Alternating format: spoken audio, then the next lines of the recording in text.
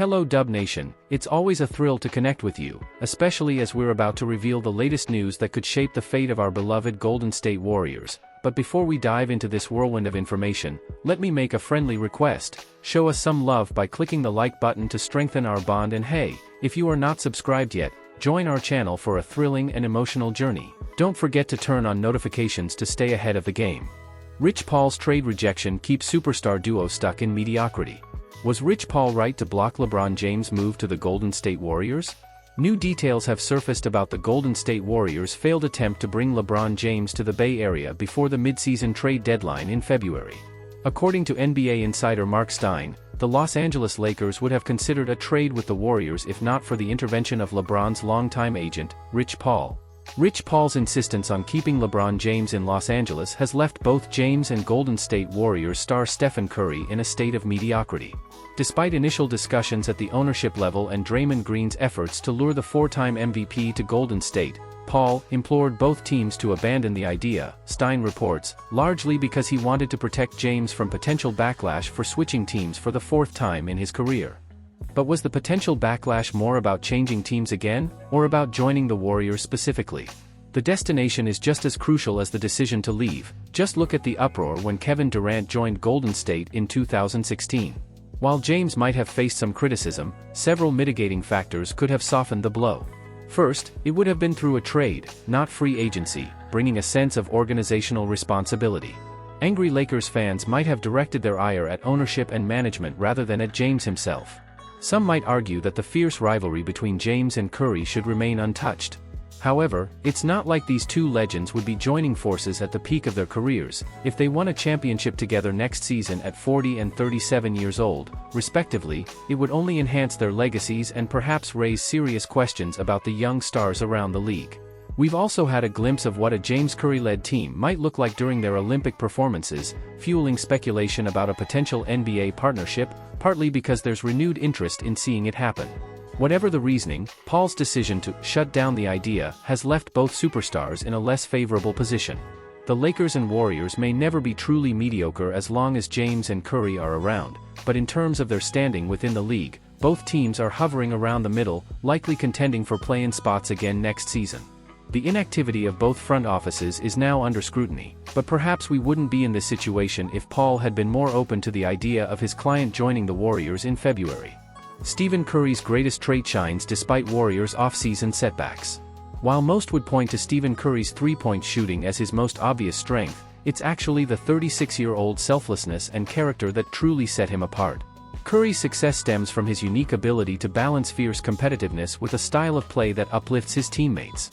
The clearest example of this came in 2016 when, as a two-time reigning MVP, he welcomed Kevin Durant with open arms and willingly took a step back from chasing personal accolades to make the team better. Stephen Curry's selflessness and team-first mentality continue to shine, even as the Golden State Warriors' offseason trade efforts fell short. As he enters the twilight of his career, Curry remains patient with the team's roster-building efforts, rather than pressuring the front office to prioritize his timeline above all else. Many fans wouldn't blame him if he did, especially if the Warriors aren't doing everything they can to maximize what's left of their all-time greatest player. Despite publicly expressing his desire to keep winning this offseason, NBA insider Mark Stein noted on Sunday that there's been no suggestion so far that the lack of a clear number 2 scoring option on the roster has led to any impending frustration. While it can be argued that the Warriors are in a better position despite their offseason ups and downs, the fact remains that they failed to land either Paul George or Lauri Markkanen after showing strong interest in both. Perhaps this demonstrated interest is enough to keep Curry content for now, knowing that the front office is at least trying to make moves. Whether that's the case or not, the 10-time All-Star is not about to delve into front office discussions. According to ESPN's Kendra Andrews last week, both Curry and veteran teammate Draymond Green prefer not to be the final decision-makers, with one source stating, "Steph said, 'Look, I don't want to make those decisions. That puts me in a different position than all of my teammates.'" This sentiment perfectly encapsulates Curry's selflessness. In a league where superstars often wield significant power over a franchise's direction and the fate of their teammates, Curry refuses to elevate himself above others in the locker room. It's a rare quality, but more importantly, it's one the Warriors can't afford to take for granted by assuming Curry will be content finishing his days on a team merely fighting for a playoff spot. 10x NBA All-Star takes aim at Steve Kerr amid anticipated exit as Warriors coach. Steve Kerr may still have 2 years left on his contract with the Golden State Warriors, but his tenure as head coach of Team USA seems to be nearing its end. After the disappointment of finishing fourth in last year's FIBA World Cup, Kerr found redemption at the recent Paris Olympics, where he led Team USA to a 98-87 victory over the host nation in the gold medal match. Despite the Olympic triumph, Kerr faced criticism throughout the tournament, particularly regarding his rotation decisions with a star-studded Team USA roster. Carmelo Anthony criticizes Warriors coach Steve Kerr for his handling of Jason Tatum during Olympics.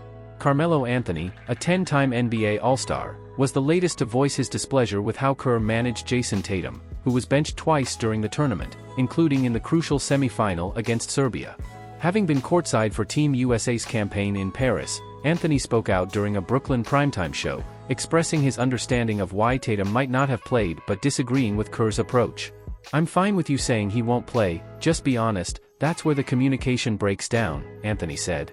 The 40-year-old, now retired, is one of the most decorated players in Olympic history, becoming the first male player to win 3 gold medals. Anthony's comments come on the heels of a report by NBA insider Mark Stein, who suggested on Sunday that Kerr is not expected to continue as the head coach of the U.S. men's basketball team. Kerr, who took over from his mentor Greg Popovich after serving as an assistant during the 2019 World Cup and the 2021 Tokyo Olympics, seems poised to step down. Kerr's departure could pave the way for either LA Clippers head coach Ty Lue or Miami Heat's Eric Spoelstra, both assistants on Team USA in Paris, to take the helm. Kerr's future with the Warriors has also been under scrutiny following a rocky start to last season, though the 4-time championship-winning coach eventually secured a 2-year, $35 million contract extension with the franchise. Warriors forward overlooked in controversial NBA 2K25 ratings reveal.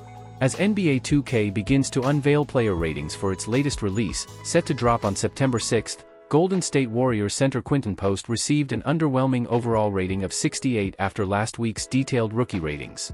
This week, the company is counting down the top 100 players, starting with those ranked 71 to 100. Unfortunately, no Warriors players made the cut in the initial reveal, leaving fans uncertain about how many from the roster will appear in the remaining top 70. Former Warriors guards make NBA 2K ratings list, but no spot for forward Andrew Wiggins. 2 former Golden State guards, Klay Thompson and Chris Paul, who departed in free agency, were rated 81 overall, placing them at 85th and 88th, respectively.